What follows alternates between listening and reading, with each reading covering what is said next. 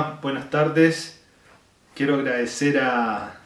Justa Causa por esta invitación a hablar con ustedes acerca de un problema jurídico que me ha inquietado el último tiempo y que refiere al control constitucional de las leyes restrictivas o limitativas de responsabilidad. En la responsabilidad civil uno tiene que tener en cuenta que el Código Civil, en el título 35 del libro cuarto, que alude a los delitos y los cuasi delitos, contempla lo que denominamos el derecho común de la responsabilidad civil. Y tiene ahí un principio general recogido en los artículos 2314 y 2329, conforme al cual si una persona causa con culpa o dolo daño a otra, la víctima tiene derecho a reclamar una indemnización. Y bajo ese principio es posible que los jueces vayan construyendo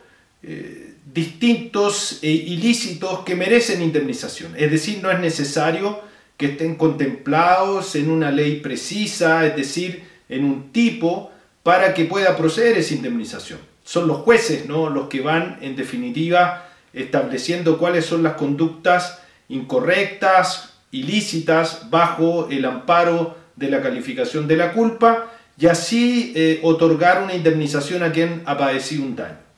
Sin embargo, ese anhelo, ¿no?, que es tan propio de la codificación de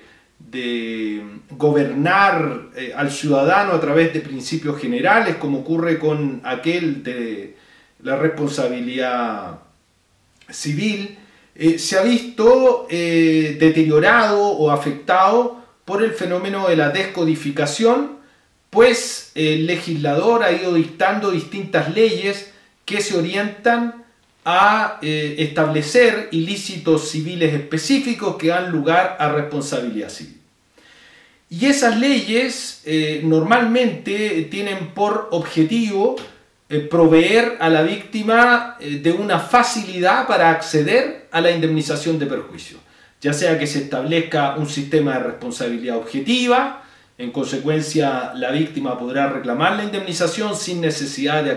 acreditar la culpa, o también bajo reglas que establezcan presunciones de culpabilidad y en consecuencia sea el victimario quien tenga que acreditar que se comportó de manera adecuada, es decir, que no incurrió en culpa y por ende no procede la indemnización. O aún es posible que se limiten las causales de exoneración de responsabilidad, ¿no? Por ejemplo, en la ley que se refiere a los daños en materia de accidentes nucleares, solo puede requerirse por el victimario como causal de exoneración el hecho de la víctima. Ni siquiera la fuerza mayor es posible que justifique la conducta, ¿no?, que causó el daño. Por ende, este conjunto de leyes especiales han ido deteriorando de alguna manera el derecho común, pierde esa vocación para poder aplicarse a todas las hipótesis de responsabilidad civil. Y en consecuencia el Código Civil pierde, ¿no?, un ámbito importante de aplicación. En paralelo a esa cuestión, ¿no?, uno se interroga acerca de cuál ha sido el proceso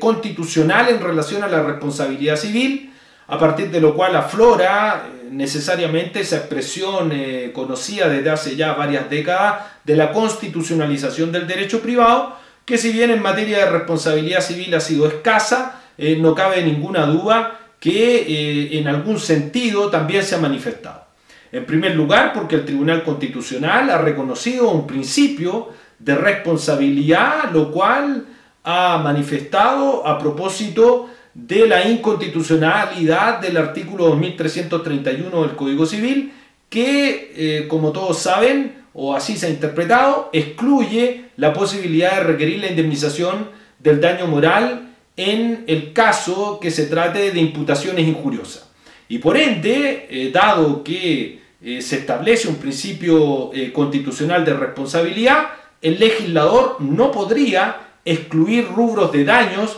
pues eso atentaría contra el principio de la igualdad y sería una afrenta a este principio de responsabilidad que reconoce la Constitución.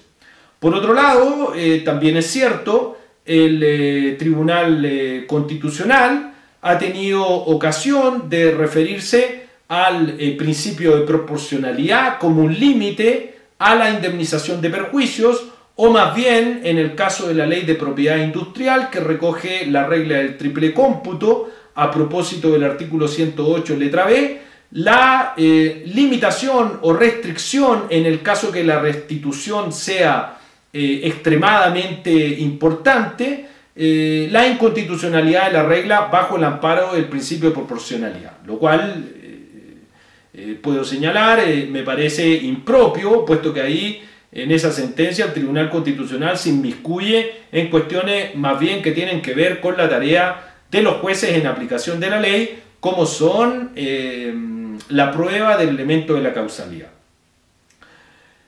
Menos explorado, ¿no?, ha sido el problema de las leyes limitativas o exonerativas de responsabilidad, es decir, aquellas leyes que otorgan a un victimario o a un potencial agente de daños la posibilidad de quedar excluido de responsabilidad. Es decir, no es posible presentar una demanda en su contra, puesto que la ley los ha blindado al establecer que carecen de responsabilidad.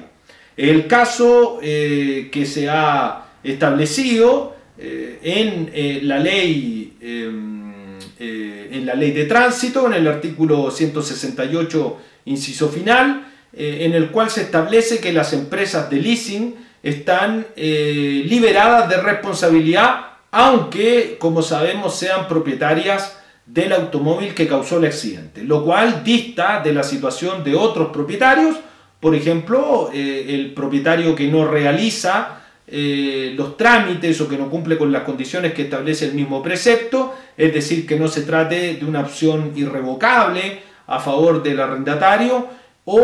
y que tampoco se haya inscrito en el registro automotriz. En consecuencia, en ese caso, cuando se trata de un propietario a secas, o que se trate de un propietario que entregó en arrendamiento sin opción de compra, o de un propietario que entregó el automóvil en usufructo, o todavía de aquel propietario que entregó la cosa en comodato, en esas situaciones no se aplicará la exención de responsabilidad que contempla el artículo 169, inciso final de la Ley de Tránsito. Entonces la razón es por qué, ¿no? Y este problema se presentó ante el Tribunal Constitucional, y en enero de este año, en la sentencia 6242-2019, el Tribunal Constitucional asevera que esa regla es constitucional. ¿Por qué asevera el Tribunal Constitucional la constitucionalidad de la exclusión de responsabilidad de las empresas de leasing? En lo esencial plantea que la responsabilidad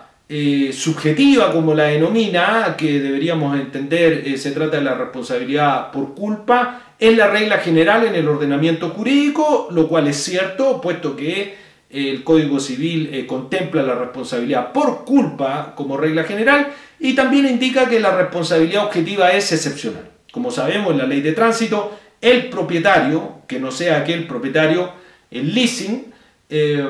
responde bajo una hipótesis de responsabilidad vicaria, es decir, se acredita la responsabilidad culpable del chofer con o sin presunciones de culpa que abundan en la Ley de Tránsito, y eso conlleva la responsabilidad solidaria del propietario, el cual responde en consecuencia de los daños por el hecho de ser propietario.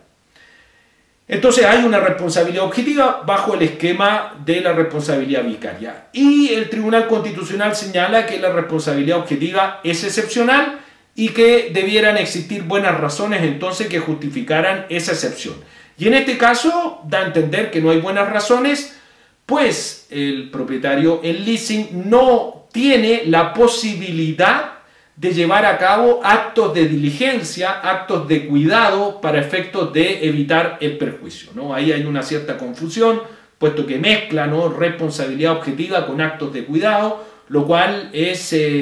como todos sabemos, imposible, ¿no? Cuando hay responsabilidad objetiva se responde por el acto, por la conducta, por el hecho, sin un juicio sobre esa conducta en términos de imputabilidad subjetiva, es decir, si hay o no culpa. Sin perjuicio de eso, el elemento esencial que decanta el fallo del Tribunal Constitucional para justificar la constitucionalidad de la liberación de las empresas de leasing tiene que ver con la situación en que se encuentran, pues no tienen el uso y goce de la cosa.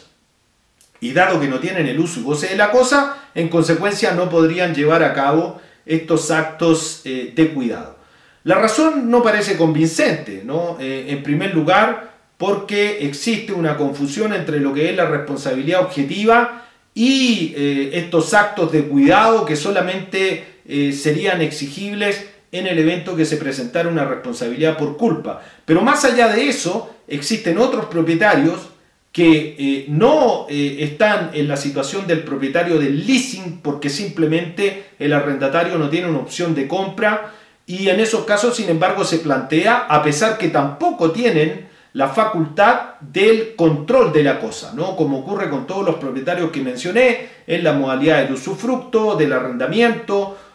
simple o del comodato. Entonces no podría ser una razón convincente simplemente que el propietario esté desprovisto del uso y goce de la cosa y que por ende no pudiera llevar a cabo actos de cuidado. La otra razón sería la estructura del leasing, así lo manifiesta, pero tampoco aporta mucho, ¿no?, porque tras el leasing hay una operación financiera, es decir, si uno lo mira desde el punto de vista económico, la verdad que lo que esconde el leasing es simplemente un crédito utilizando la propiedad como una garantía, ¿no?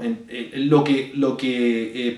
particulariza al leasing en definitiva es que el dueño asegura quedarse con la propiedad para efectos de utilizarla como una garantía en el evento que el arrendatario beneficiario de la opción de compra incurra en incumplimiento. Entonces me parece que cabría descartar las razones que tienen que ver con la estructura de la responsabilidad civil y aquellas que tienen que ver también con la estructura del leasing, ¿no? Lo relevante no es si un propietario tiene o no la posibilidad de llevar actos de cuidado. De hecho, son innumerables las situaciones en que la ley establece la responsabilidad de personas que no tienen bajo su cuidado la cosa, ¿no?, que es el fenómeno de la responsabilidad por el hecho de las cosas o incluso la responsabilidad por el hecho de otro, ¿no?, donde en realidad no puede tener el control de la conducta de otro sujeto el mandante o la empresa en particular. Dicho eso, entonces uno debiera preguntarse qué pasa con estas leyes restrictivas o limitativas de responsabilidad y cómo debiera llevarse a cabo el control constitucional de las mismas. No cabe duda que hay que llevar a cabo un control constitucional porque el lobby o las presiones que puedan llevar a cabo ciertos sectores del empresariado podrían significar que se fueran granjeando poco a poco leyes especiales que los liberaran de responsabilidad. Entonces tiene que existir una razón que justifique esa ley limitativa o exonerativa de responsabilidad. Tal como lo ha señalado la profesora Cécile Pérez en un artículo que tiene que ver con esto mismo, en un homenaje, ¿no?, en un libro en homenaje a la profesora Binet, quizás la más importante civilista, especialista en materia de responsabilidad civil en Francia. La cuestión del control constitucional de las leyes restrictivas o limitativas tiene que ver con que haya una justificación desde el punto de vista del interés público. En definitiva, se tiene que justificar que granjear a un particular, a un sector económico, una exclusión de responsabilidad o una limitación de responsabilidad debe tener detrás una justificación de interés público. Es decir, debe corroborarse que esa ley tiene como finalidad el beneficio de la sociedad, el beneficio de la comunidad. Y entonces cuando uno se interroga cuál es el beneficio que se otorga a la sociedad al otorgarle una exclusión de responsabilidad a las empresas de leasing, ¿cuál es el aporte desde el punto de vista social que uno podría concluir al establecer esta exclusión de responsabilidad? Y la verdad a mí me parece que no hay ninguna. Y por eso concluyo que debiera estimarse, en efecto, que esa exclusión de responsabilidad es inconstitucional. No solo porque no existe una justificación desde el punto de vista del interés público, sino también porque establece una desigualdad en contra de otros propietarios que tampoco tienen el uso y goce de la cosa, ni tampoco el control de la misma para efectos de la evitabilidad de los accidentes. Me parece en consecuencia que es la noción de interés público, que es un estándar, es una noción flexible, ¿no? Que debe analizarse para efectos de poder controlar las leyes restrictivas o limitativas de responsabilidad. ¿Y cómo llevar a cabo eso? Como decía, tiene que mirarse el objetivo de la ley, cuál es la finalidad de la ley, que debe ser consistente con el interés público. Termino reiterando mis agradecimientos a Justa Causa. Les agradezco que me hayan invitado para conversar, exponer acerca de un problema que a mí me parece de interés novedoso, actual, como es el control constitucional de las leyes restrictivas o limitativas de responsabilidad. Muchas gracias y espero verlos pronto.